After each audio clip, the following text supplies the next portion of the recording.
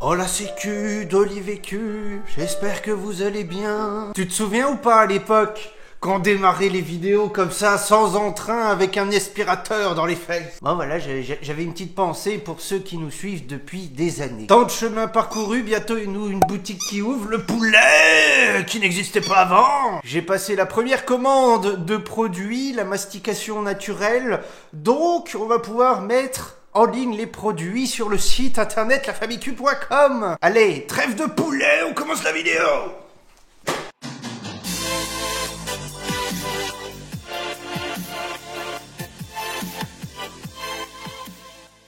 Il y a 2 semaines, je te sortais une petite vidéo rigolote où je rigolais du fait qu'il fallait manger avant son chien pour le dominer. Il y a des commentaires d'ailleurs qui étaient vachement gauleries, dont par exemple une éducatrice qui avait dit même si t'as pas le temps et tout, faut manger un sandwich avant que le chien mange. Genre tu sais, c'est le sandwich de la dominance. Mais qu'est-ce que tu fais, chaton? Et Olive, elle est là. Je suis entouré de mes bêtes, il manque plus que Julie. La dernière fois, je t'ai expliqué gentiment qu'en fait, il n'y a pas de question de dominance de ta mère en mangeant avant ton chien. Donc aujourd'hui, on complète et je vais te raconter, nous, par exemple, ce qu'on fait avec Olive pour que t'aies une idée. Et les 2 prochaines vidéos qu'on fera sur le sujet de la bouffe et du chien, le fait de pas retirer la gamelle au chien, puisqu'il y a des exercices beaucoup plus sympas à faire pour éviter d'avoir des problèmes, parce que la protection de ressources, ça peut aller très loin. Et enfin, on parlera du chien qui quémande la bouffe pendant que toi tu manges, parce que ça c'est jamais facile. Quand on était en appart, c'est pas compliqué, le matin je me levais, tu le sais, le premier truc que je faisais, c'était de sortir la grosse bête. À jeun, je m'habillais et on sortait. Faut que je sorte de ce cercle vicieux parce que des haies, sinon ça va pas le faire. Il y a eu 2 temps en appart. Le premier temps de l'époque, quand j'étais surmotivé le ouf, on tapait une balade d'une demi-heure le matin. On allait balader en libre et tout derrière, on tapait une demi-heure de balade, on rentrait, je lui filais à bouffer et ensuite je me faisais mon café. Putain, ça s'arrête plus! Mon café jus d'orange. On prend le petit déj avec Gu et ensuite on go au boulot. Et le soir, on mangeait en général avant Olive. Pour la dominer! Non, parce qu'en fait, moi je suis un vieux papy doublé d'un gros lard, il faut que je mange à midi et à 19h. Moi je ne peux pas manger à 20h, à 21h. Bon, sauf cas exceptionnel, genre t'es en soirée avec des copains et tout, tu vas au resto, machin. Mais dans ma vie de tous les jours, chez nous, il faut que je mange à 19h ou à midi.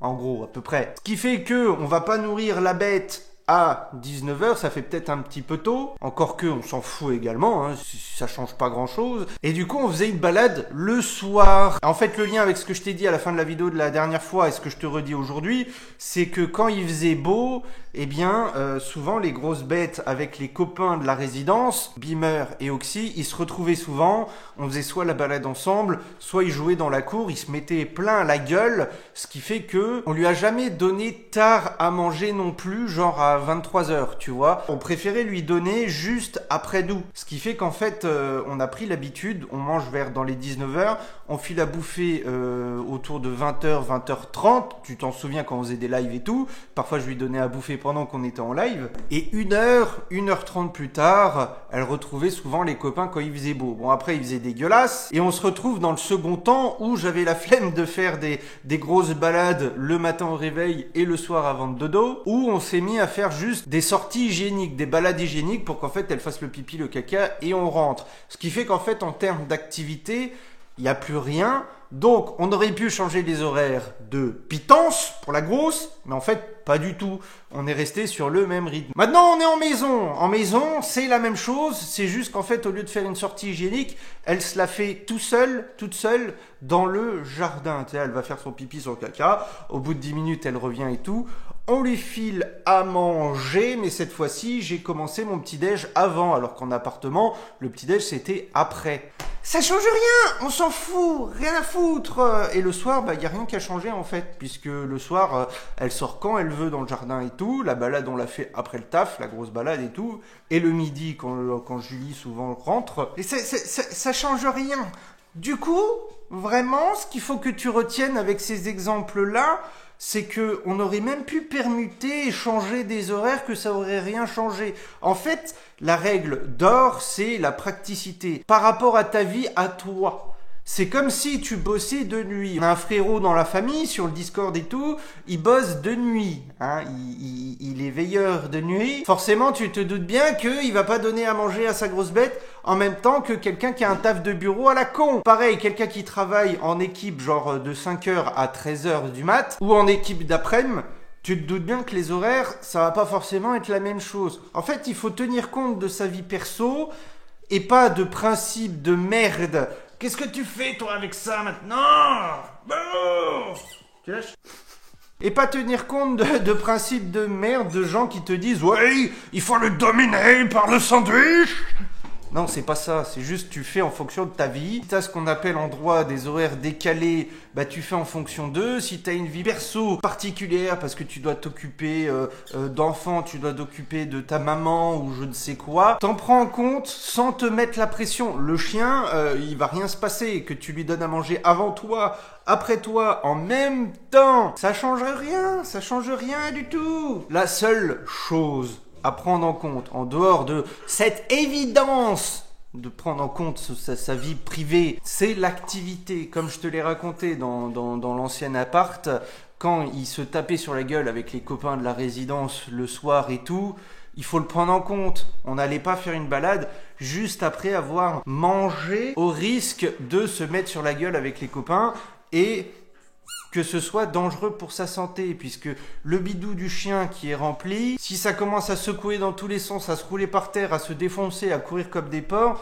c'est très dangereux potentiellement pour le chien, et il y a des chiens qui en sont morts. Le reste, c'est du full bullshit. Donc, détends-toi à l'arrêt, ça va bien se passer, fais comme tu le peux, ce n'est pas important.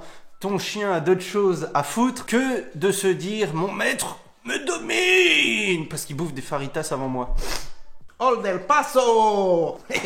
N'hésite pas à me dire en commentaire si tu t'es fourvoyé à cause de ce principe à la con de dominance qu'on lit et qu'on entend partout encore aujourd'hui en 2023, c'est assez terrible. Mais ne nous jetons pas la pierre, puisque dans la famille Q, on ne juge pas. On peut tous commettre des erreurs, le plus important c'est d'apprendre qu'on commet des erreurs, déjà faut le savoir, c'est déjà pas mal, et les régler ou travailler dessus, parce que parfois il y a des choses qui sont pas faciles. N'hésite pas non plus à raconter ta vie, si tu veux me dire ton emploi du temps journalier, moi ça me fait toujours plaisir de vous lire, de lire votre vie perso, ça mais... Non, calme-toi. Allez, bisous!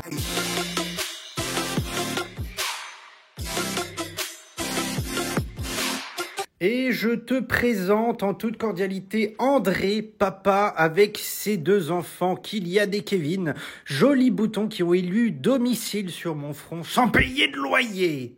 Et bisous, hein!